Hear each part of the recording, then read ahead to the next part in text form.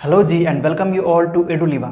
तो अभी मैं आपको बताने वाला हूँ ट्रिग्नोमेट्रिक रेशियोज के 45 डिग्री के वैल्यू को कैसे कैलकुलेट करते हैं।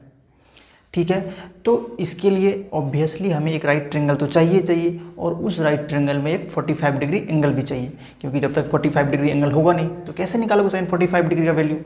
तो हमें एक ऐसा राइट ट्रायंगल कंसीडर करना पड़ेगा जिसमें एक एंगल 45 डिग्री मानेंगे।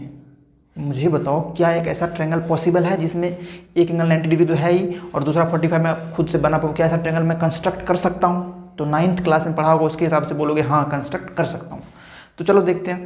तो वही ट्रायंगल है हमारा ABC, जो राइट एंगल ट्रायंगल है, चूंकि 45 डिग्री का वैल्यू कैलकुलेट कर रहे हैं तो मैं मान लेता हूँ कि एंगल A जो है ना वो 45 डिग्री है। तो let angle A is equal to 45 degree. ठीक है, तो ये एंगल हमने माना है 45 डिग्री। ध्यान सुनो, माना है। क्यों? क्योंकि ऐसा एक ट्रायंगल कंस्ट्रक्ट करना पॉसिबल है। बस ये एंगल कितना होगा ये हमारे हाथ में नहीं है, वो ट्रायंगल का एंगल सम प्रॉपर्टी निकाल के देगा। तो लगाते हैं एंगल सम प्रॉपर्टी। तो इन ट्रायंगल ABC जानते हो एंगल सम प्रॉपर्टी कहता है कि तीनों एंगल का सम जो होगा वो 180 डिग्री होगा। तो एंगल A तो 45 डिग्री कंस्ट्रक्ट किया है, एंगल B तो 90 डिग्री है ही, तभी तो राइट ट्रायंगल हुआ, और एंगल C हमें पता नहीं है जो कि कैलकुलेट करना है। ये 180 डिग्री है, तो ऐड करोगे तो मिल जाएगा तुम्हें। चलो ऐड नहीं करते, इन दोनों को बारी बारी से उधर भेजते। Angle C equal to 180 degree, ये 90 डिग्री उधर जाएगा तो माइनस 90 डिग्री, और 45 डिग्री उधर जाएगा तो माइनस 45 डिग्री। सॉरी ये 45 है, तो 180 में से 90 घटाओगे तो 90 डिग्री मिलेगा, और माइनस में 45 डिग्री पड़ा हुआ है।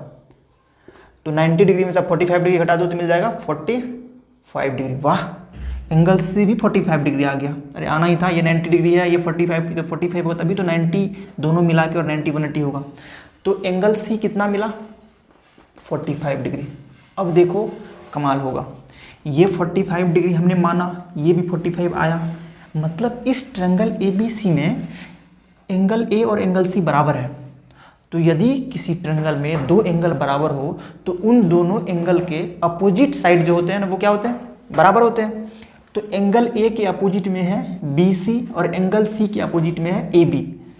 तो as angle A is equal to angle C is equal to 45 degree, इसको अब ये भी कह लो कि ये एक राइट आइसोसेल्स ट्रायंगल है। राइट इसलिए क्योंकि 90 डिग्री आइसोसेल्स, क्योंकि दो साइड बराबर होंगे। तो क्या मिलेगा? AB is equal to BC। क्या लिख सकते हो रीजन इसका? Sides opposite to equal angles are equal, यानी जो दो एंगल बराबर होते हैं ट्रायंगल में उनके अपोजिट साइड बराबर होते हैं। ठीक है, तो AB और BC बराबर है।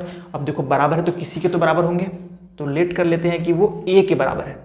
A कोई भी वैल्यू हो सकता है पॉजिटिव, तो ये हमने लेट करा कि ये A के बराबर है। मतलब इस ट्रायंगल में AB भी A है, BC भी A है, और राइट ट्रायंगल है लेकिन AC पता नहीं है। तो कैसे निकालेंगे बताओ? क्या करेंगे भाई? Pythagoras theorem. तो बाय पाइथागोरस थ्योरम, ये बहुत अच्छा लग रहा है दिखने में। तो क्या लगाओगे? AC square is equal to AB square plus BC square. तो AC निकालोगे इधर से, स्क्वायर हट के इधर रूट पड़ाएगा। AB भी A है तो A स्क्वायर, BC भी है A स्क्वायर, यही लिख देता हूँ। A square plus A square 2A square. 2 एक परफेक्ट स्क्वायर नहीं है इसीलिए √2 रहेगा, और A स्क्वायर A हो जाएगा। तो ये भी निकल गया, कितना आया? √2A। Watt is equal to √2A। वाट इसलिए क्योंकि इसका निकालना था वैल्यू। ठीक है, तो अब मैं इसको हटाऊंगा, देख लो। ठीक है, अब मिटाता हूँ यहाँ से। अब साइन 45, अब वैल्यू तो निकालना है, तो अगर इनको हटा देता हूँ पहले, तो साइन एंगल A जो है वो 45 डिग्री है, तो साइन 45 निकालूंगा क्योंकि एंगल मिल गया, और परपेंडिकुलर बेस हाइपोटेनस तीनों पता है। तो एंगल A के लिए ये परपेंडिकुलर, ये बेस और ये हाइपोटेनस। तो चलो देखते हैं, साइन A निकालूंगा, और A तो 45 डिग्री है एंगल, तो साइन 45 डिग्री होगा। फॉर्मूला क्या होता है साइन थीटा का? Perpendicular by hypotenuse. परपेंडिकुलर इसका है BC, हाइपोटेनस है, सॉरी हाइपोटेनस ये रहा AC, BC बाय AC। तो BC तो A है, AC √2A है, A से A कैंसिल हुआ, हो गया 1/√2। तो साइन 45 डिग्री का वैल्यू कितना होता है? 1/√2। अब निकाल लो cos 45 डिग्री, वो होता है बेस बाय हाइपोटेनस, बेस है ए बी, इस एंगल के लिए ये बेस होगा क्योंकि एडजेसेंट साइड है, और ए सी हो गया हाइपोटेनस, ए बी भी ए है और ए सी √2 है, ए से ए कैंसिल हुआ, हो गया 1/√2। तो cos 45 डिग्री भी 1/√2 होता है, sin 45 भी 1/√2 होता है, cos 45 भी 1/√2 होता है। चलो आगे बढ़ते हैं, tan 45 निकालना है अब। tan 45 डिग्री थोड़ा अच्छे से लिख देता हूँ, tan 45 डिग्री होता है परपेंडिकुलर बाय बेस, ठीक है।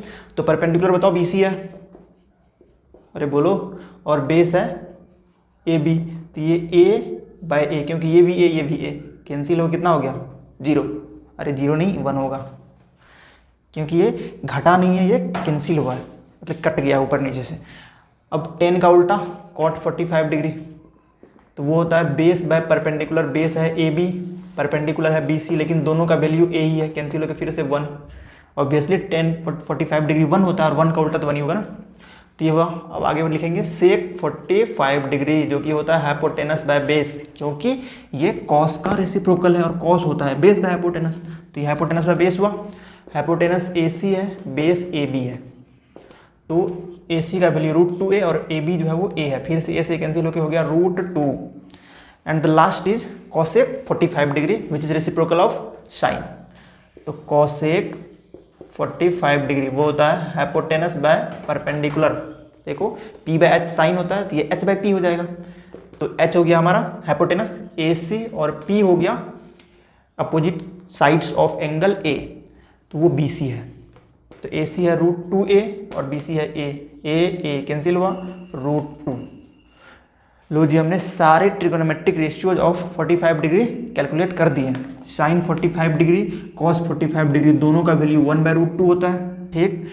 tan 45 डिग्री cot 45 डिग्री दोनों का वैल्यू 1 होता है, sec 45 डिग्री cosec 45 डिग्री दोनों का वैल्यू √2 होता है, ठीक है। बहुत ही आसान है याद करना, आई थिंक याद भी हो गया अगर ध्यान से इसको देखे हो तो ये पूरा फिनिश हो गया है, और मैं उम्मीद करता हूँ कि ये पूरा समझ में भी आया होगा।